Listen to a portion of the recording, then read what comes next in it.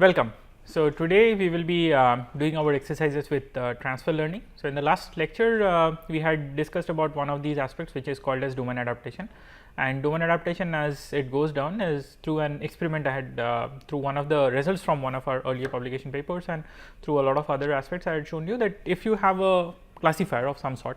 So, not necessarily only a deep neural network, but then you have a classifier which has been trained on one particular data set to do a particular task, and then can you use all of this in order to solve another related kind of a problem. So, one of those examples was what we did with retinal images, in which it was trained on one data set called as drive, which was more of from healthy people and was from a different camera, different hospital and everything. And then when we wanted to use the same model which was trained to do vessel segmentation on that particular data set on a different data set, and then you saw this problem that initially it was not giving out good results if directly deployed. And then what we had an idea was, can we use some examples, at least a minimum number of examples over there, in order to make this come down to a convergent point, and will that be better than trying to train a network from scratch, which is using only the data from that other data set on diabetic retinopathy, which is called as STARE. Okay. Now, standing on top of that, on those experiments, what I said is that for deep neural networks, we had done our experiments till now using some of our pre-trained models, but then we never used the weights over there. We were just importing the model architecture and then we tried to do it. So, we had done it on GoogLeNet, we had done it on VGGNet, on GoogLeNet, on ResNet, on DenseNet.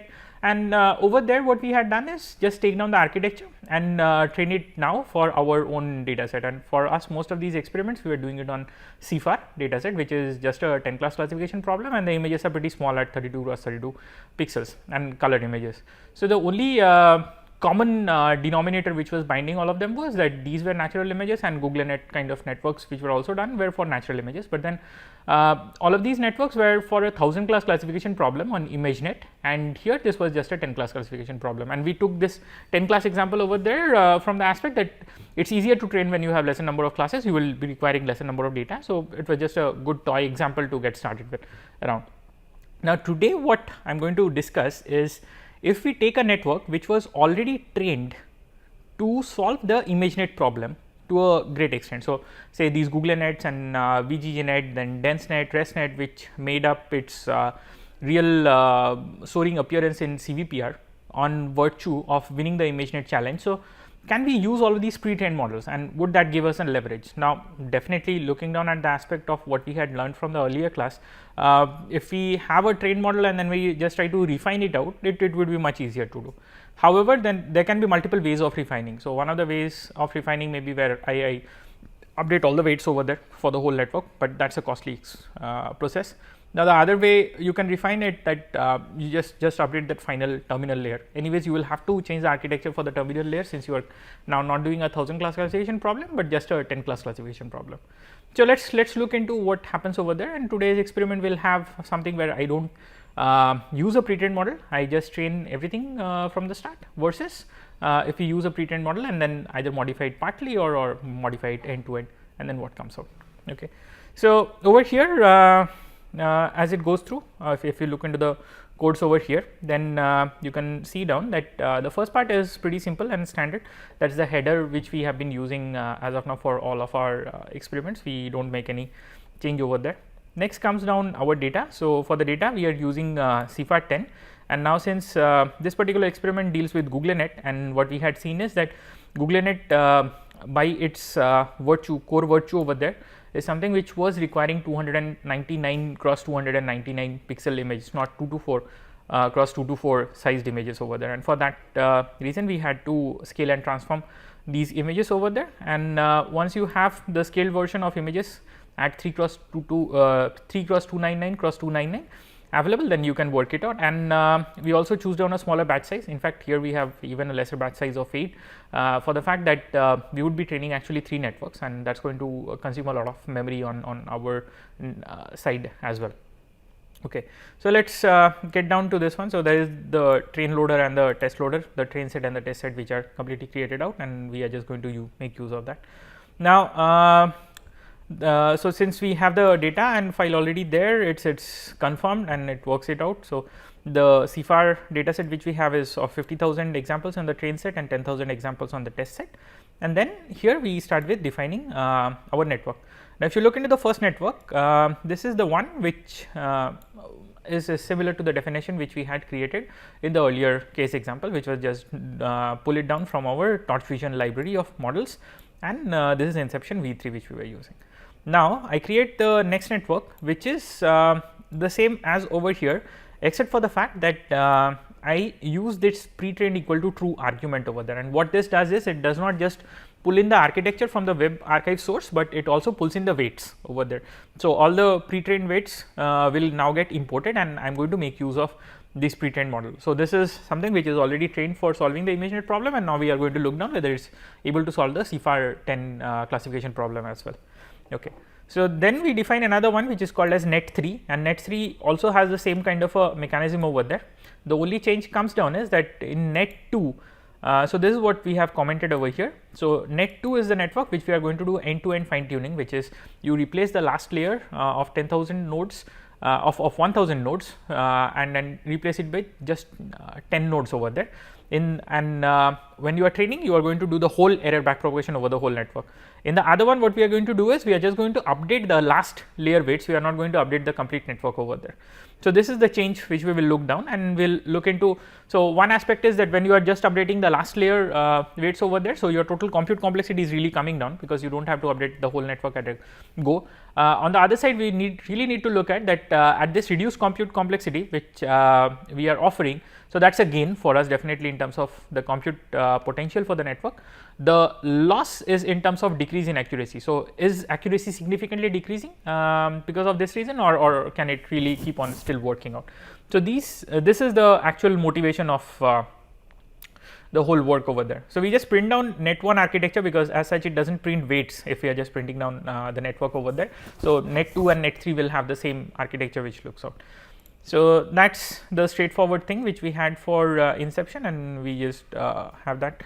Now, what we do is, so this one was looking into the total number of parameters over there, and then to count it out. So, this was another part which we had done earlier this week, which was to look into the theory of actually finding out the total number of computational parameters. Now, if you go down through this part, you would be able to find out the total compute parameters as we had done in the earlier experiment on GoogLeNet, and that was something around 27 million parameters over there. Now, once that gets over, the next part is to do this architecture modification. So, as you remember that in all of the cases what we were doing is that the last layer over there was getting replaced from a 2048 to 1000 neuron connection. Instead of that, we are just going to replace it with 2048 to 10 neuron connection, as well as the same kind of a thing happens for the auxiliary layer as well, because in each of these things you again have an auxiliary layer. So, the auxiliary layer also gets replaced from a 768 neuron to 1000 neuron connection. Instead of that, we are going to put down 768 to 10 neuron connections over there. So, these are the two modifications which we do for all the networks, and again recalling back from the GoogLeNet lecture over there. So, the particular model which we are using in Torch in PyTorch over here is the one which just has only one auxiliary classification arm. It does not have two auxiliary classifications, and for that reason we just stick down to changing only one of these arms over there, because there is not the other one in any way. Okay. So, now what we do is we just copy down our weights, the initial weights over there. Now, keep in mind one thing, that for your net 1, this is which is randomly pre-trained, this is randomly initialized, this is not at all pre-trained. Net 2 and net 3 are the pre-trained models. So, net 2 and net 3's initial state weights are the same in both the cases, they do not mix up in any of them, and net 1's weight is very different from net 2 and net 3. Okay. Now, we get into the part on GPU availability. Now, it is if it is available, then there is a typecast operator, and we are done in the previous lectures on what happens during typecasting and how there is a DMA transfer, and the whole model as well as the weights, and the data itself gets transferred over there. So, this part is also quite clear with you guys on what we were doing with the typecasting and what was the compute equivalent on the computer hardware side of it, what was it initiating on a hardware aspect as well. Now, from there coming down to the loss criteria, and they are pretty simple. So, since we are solving the classification problem, so it is the negative log likelihood loss which we are taking down, and then the optimizer is Adam for all of them, and the learning rate over there is also kept constant. Okay. Now, having said that, there is one critical aspect which we need to look into it. So, for network 1 and network 2 is where we are going to do end to end. So, network 1 is which was randomly initialized, and then you had trained it from the final node to the initial layers over there. Network 2 is which is already pre-initialized with the weights from solving the ImageNet problem, and we are still going to update the total weights of the all the layers from the last layer till the first layer. Network 3 is where we are going to freeze in the weights of the layers from the first till the terminal one. So, only the last layer, which is for connecting down 2048 neurons to 10 neurons, that is the one which is getting updated, everything else does not get updated. Now, as a result, when I am not updating anything else over there, so I do not even need the auxiliary losses, because there is no backpropagation happening for all of them. So, they are the ones which are going to remain preserved. Now, that is the change which we have in the code. So, in the code, if you look down into the parameters, what we do for network 3 is we just use this fully connected parameters over there of the FC layer. So, this was this FC layer which we had changed over there for each of them. Now, we are going to just use the parameters over here in order to optimize, and what that would mean is that these are the only set of parameters on which the update rules are going to run. On the other parameters, the update rules are not going to run, and you will end up updating only the last layer for this network. Okay. So, now once that goes down, we train this model just for 5 iterations, because some part of it is already trained. So, it is easier to show it to you. The other downside is that it takes really long. Say GoogLeNet per epoch was taking down like about 8 to 9 minutes of it to train down, and now since we have 3 networks to train down in one single shot, so over there it takes about 24 minutes or roughly half an hour of time to train it. So, going it down for more epochs is going to take more amount of time. So, for us, we have just done it for 5 epochs. In fact, within 5 epochs it does come down to the saturation point what we wanted to show on the performance characteristics. Okay. Now, there goes down the losses and accuracy tensors which we needed for each of the 3 models, and then we start for each of the model over there. Now, within an epoch, I am going to load down one batch of data. Now, for that batch of data, I just see if it's if there is a GPU available, then we just do a CUDA typecasting, which is to get the DMA transfer of the batch of data onto my GPU RAM, so that it can work over there. And then my first part is do a feed forward over it, collect down the outputs from the auxiliary arm as well as from the actual terminal output over there, and then do a final classification accuracy compute over there. Now, once this accuracy is computed over there, now what we need to do is you will come down to your optimizers and then actually create down zero down all the gradients intermediate over there, then do a criterion based loss function compute for the auxiliary node as well as for the main terminal node over there, and then find out what is your total loss for the model. And this is what you keep on storing, as well as within your optimizer you are going to make use of all of this and do an optimizer dot step which just runs the update rule. Now, since in your first 2 networks, network 1 and network 2, net 1 and net 2, you had collected down all the parameters to be used within Adam. So, all the parameters are getting updated. In net 3, we had just used the last fully connected layer, and so the updates which happen down are only in the last fully connected layer over there, and nothing else gets updated or modified in any way. Okay. Now, once that is done, we have our losses, accuracies and everything taken down and averaged out over it, and then within each epoch I am also calculating out my validation scores. So, this is on the test data set which is left over there. So, at the end of update of one of these epochs, how much is the change which happens during the test performance for the model. So, this is what I compute out, and it pretty much goes on in the same way. The only difference over here is that instead of using one network, we have 3 networks which we are using, and then I decide to plot all of them. So, let us go down and look into the models and how they are training, and then come down to it.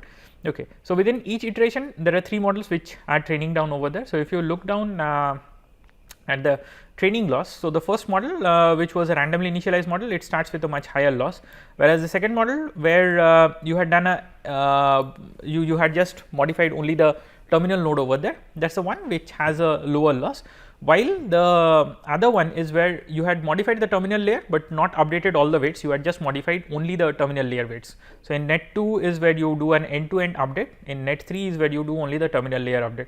So, it trains out definitely much faster, but then the loss is not so low. So, the loss is relatively high over there.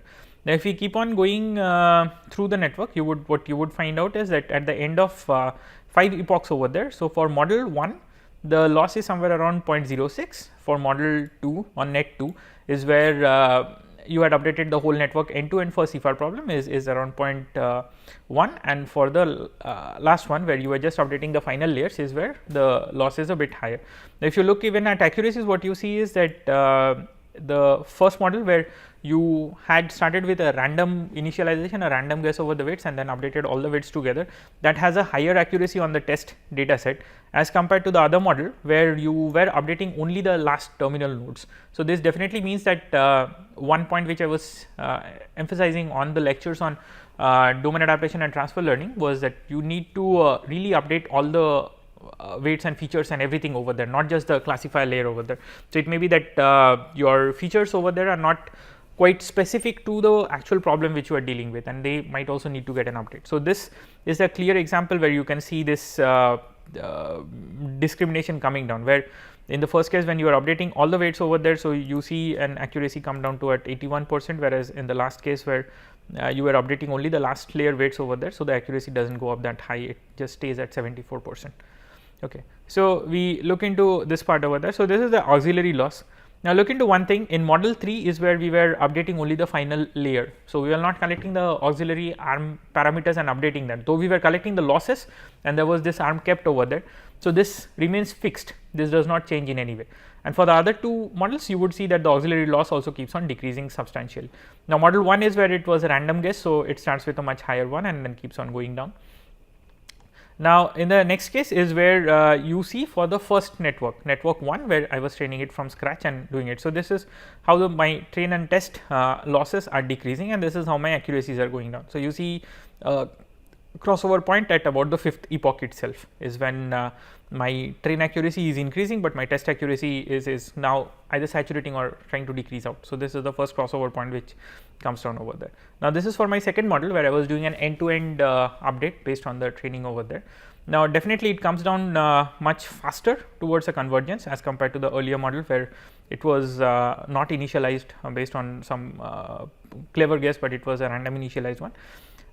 You see that the crossover also takes place much earlier. So, this is already at the at this point. So, which is almost like this is the first epoch, second epoch. So, this is my third epoch. So, in between the second and the third epoch is where the crossover is already taking place over there. So, maybe just after 2 epochs you can just stop it, or maximum you can go up to 3 epochs, and then you see that the whole network is updated. So, this is much faster.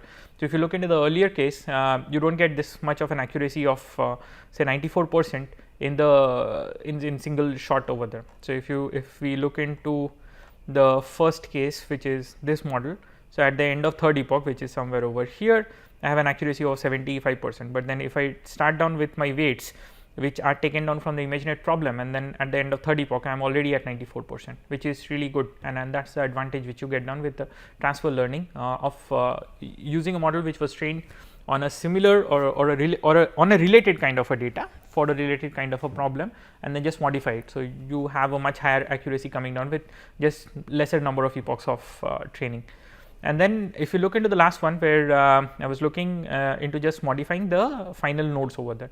Now, that will not always be helpful because you still see that you are limited at the below 75% accuracy in either of these cases, and the so the train accuracy is also lower, though the test accuracy or the generalizability is much better, but then on that your test accuracy is still limited below 75%. So, this is another critical fact which you need to keep in mind, that always updating just the final terminal nodes might not always be the best possible solution to go around with.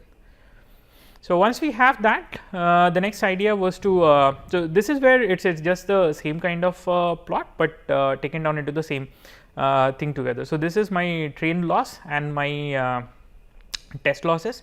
I also have my test accuracy plotted down over there for all 3 of them. So, if you look into it, your model 2, which was a pre-initialized model, and then just being updated over there.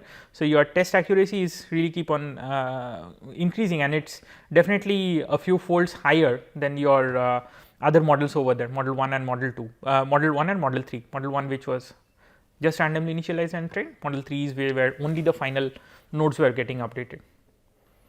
So, now let us look into the weights over there. So, this is for my model 1 where I had my random initialization. So, this was the weights for the first convolutional layer. So, you have 3 cross 3 kernels over there and 1, 2, 3, 4, 5, 6, 7, 8 and 8. So, that was sorry 4 and 1, 2, 3, 4, 1, 2, 3, 4. So, there were 32. So, you have 32 channels over there and 3 cross 3 convolutional kernels over there which you had for the first layer. Now, what you see is these were the random initializations which had been done. This was the update after after at the end of 5 epochs over there, and these were the change of the weights which you see. Now, for your second layer over there, this is what you observe over there. Now, in the second layer definitely because the input was 32 channels over there. So, we just display for one of the kernels all the channels coming down over there. Now, if you look into the second model where you had taken a pre-trained model. So, these were the weights at the start of the training process and these were the weights at the end of the training process over there, and these were the difference of the weights which were coming down. Now, if you look into the second convolutional layer over there. So, you see these were the initial final states as well as the difference coming down. Now, here comes the interesting part which was the model 3, in which what I was doing is updating only the final nodes and I was not updating anything intermediate. So, these were my starting states, and since I was not updating anything on the previous layers over there. So, this becomes my ending state and my start state and end state is the same, and for that reason you see that your weight difference matrix over there is completely 0. So, there is no update which is happening over there. Similarly, is the case for the second convolution layer for the network 3 as well. So, this is what we have as a clever and clear exercise for doing your transfer learning on any kind of a deep network. So, this was one example just using GoogLeNet, in which you have the aspect of an auxiliary arm as well, and then how do you do this, either a full end-to-end training or you are just concerned with the last final edge of final classification terminal nodes over there. So, now one thing which is clear from these graphs is that definitely it is always advantageous to take down a model which is pre-trained, and for you it is going to consume lesser amount of your CPU time. Yes, it does take more amount of time to download the model, because the model is not just the architecture definition, it also has the weights over there. So, that is the additional bytes which you will be downloading over there. On the other side of it, your CPU time which is going to get consumed is lesser. Now, the next fact is will you be updating only the terminal layer? Now, this is case to case dependent, we cannot directly comment over here, but typical practice is that only updating the terminal layer might not be a very good idea, because your features might not be optimum for your particular data set which you are looking. So, if you look into image data sets from ImageNet which are 224 cross 224 sized over there, the granularity and resolution is much higher, whereas for CFAR it is a smaller sized image, they were just thumbnails of 32 cross 32. So, once you scale it up, in fact there is a lot of blurring which comes down around over there. Now, the features associated with trying to identify an object which is blurred versus the features associated with trying to identify an object where the image is very crisp and of a high resolution are going to be very different, and for that reason what you would find out is that this particular model does not work out good if you are just updating the final layer. Whereas, if you go down for newer kind of problems where say ActivityNet is a new challenge which comes up, a lot of people have a good way of just trying to take a pre-trained GoogLeNet where this GoogLeNet was trained on for the ImageNet problem, and then you update only the final layers, you do not update everything, because on ActivityNet also your videos are almost of the same size of 224 cross 224, and they are natural looking images, they are of high resolution, there is this mismatch of early level or low level feature descriptors is not there. So, that is what we have for the transfer learning as of now. We have the next lecture where we are going to cover down transfer learning with residual networks as well. So, what happens within residual connections, and what is an advantage which you gain, and if there is some disadvantage as well. So, we will be doing the same thing and then repeating it once over again to check down what goes down over there as well. So, with that we come to an end to today's one, and thank you.